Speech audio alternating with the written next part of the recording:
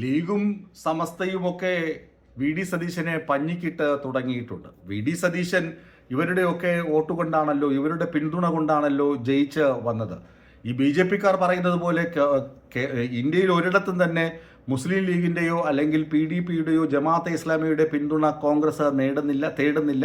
എന്നാൽ കേരളത്തിൽ അവരുടെ പിന്തുണയോടുകൂടിയാണ് കോൺഗ്രസ് ഭരിക്കുന്നത് എന്ന് അവർ പറഞ്ഞ് നടക്കുന്നത് തെറ്റായ പ്രചരണമായിരിക്കാം. ഇവരുടെയൊക്കെ വോട്ട് കോൺഗ്രസ് നേടുന്നതിനോടോ അല്ലെങ്കിൽ തേടുന്നതിനോടോ ജനാധിപത്യ രാജ്യത്ത് അങ്ങനെ ആർക്കും രാഷ്ട്രീയപരമായ എന്തെങ്കിലും ചർച്ചകൾ ഉണ്ടാകുമെന്നല്ലാതെ വെറുപ്പോ വിദ്വേഷമോ ഉണ്ടാകാനുള്ള സാധ്യതയുമില്ല.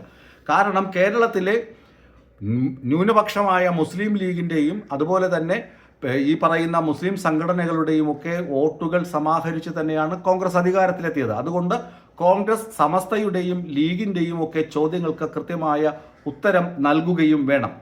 ഇനി ഞാൻ പറയാൻ പോകുന്ന പ്രധാനപ്പെട്ട ഇഷ്യൂ എന്ന് പറഞ്ഞാൽ ശ്രീ വിദ്യാഭ്യാസ വകുപ്പിൽ നേരത്തെ ഇടതുമുന്നണി സർക്കാർ ഒപ്പിട്ടു പോവുകയും പിന്നീട് അത് ഗുരുതരമായ വീഴ്ചയായിരിക്കുമെന്ന് കണ്ട് മരവിപ്പിക്കുകയും ചെയ്ത പ്രോജക്റ്റ് വീണ്ടും പൊടിതട്ടിയെടുത്ത് അതിൽ ഒപ്പുവയ്ക്കാനുള്ള ഗൂഢനീക്കങ്ങളാണ് നടന്നുകൊണ്ടിരിക്കുന്നത്. പൊതുവിദ്യാഭ്യാസ വകുപ്പിലെ പുതിയ തലപ്പത്ത് വന്ന പുതിയ നിയമനങ്ങളൊക്കെ കാണുമ്പോൾ നമുക്കറിയാം, മുസ്ലിം ലീഗ് വൃത്തിയായിട്ട് ഭരിച്ചു കൊണ്ടുപോകുമായിരുന്ന സ്ഥലത്ത് അവരെയൊക്കെ അടിച്ചമർത്തുന്ന തരത്തിൽ അവരുടെ മുകളിൽ സംഘപരിവാർ അജണ്ടകൾ കാത്തുസൂക്ഷിക്കുന്ന ഉദ്യോഗസ്ഥരെ കൊണ്ട് പ്രതിഷ്ഠിച്ചിട്ടുണ്ട്. അതാണ് സമസ്തയുടെയും ലീഗിൻ്റെയും ഒക്കെ പ്രധാനപ്പെട്ട വിമർശന കാര്യം.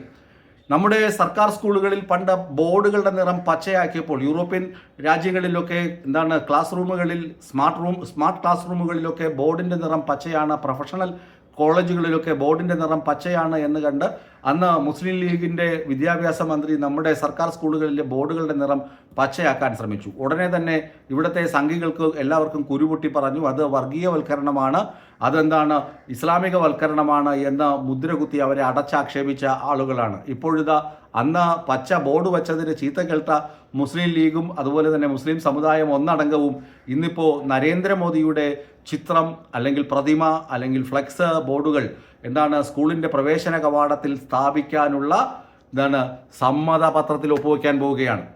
അപ്പോൾ നരേന്ദ്രമോദിയാണ് ഈ വീടിൻ്റെ ഐശ്വര്യമെന്ന് പറയും, അല്ലെങ്കിൽ നരേന്ദ്രമോദിയാണ് കേരളത്തിൻ്റെ വിദ്യാഭ്യാസ വകുപ്പിൻ്റെ ഐശ്വര്യമെന്ന് മുസ്ലിം ലീഗും പറയേണ്ടി വരും എന്നാണ്.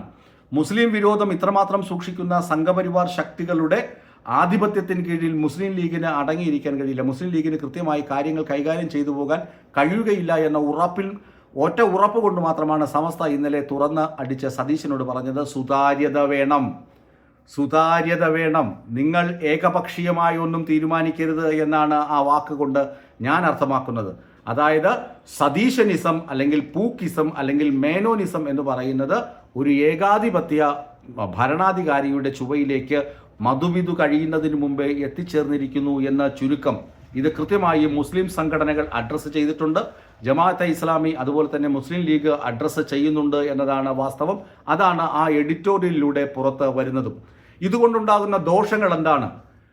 വി ഡി സതീശൻ ഏകപക്ഷീയമായി തീരുമാനങ്ങൾ എടുക്കുകയാണെങ്കിൽ UDFന്റെ കൂട്ടുത്തരവാദിത്വം, മന്ത്രിസഭയുടെ കൂട്ടുത്തരവാദിത്വം എന്ന് പറയുന്നത് തകർന്ന് തരിപ്പണമാകുമെന്ന ഭയവും ലീഗിനുണ്ട്. അതുകൊണ്ട് തന്നെയാണ് ലീഗ് അവരുടെ പ്രതിഷേധം സമസ്തയുടെ മുഖപത്രമായ സുപ്രഭാതത്തിലൂടെ എഴുതി അറിയിച്ചത് എന്ന് വേണം വായിച്ചെടുക്കാൻ.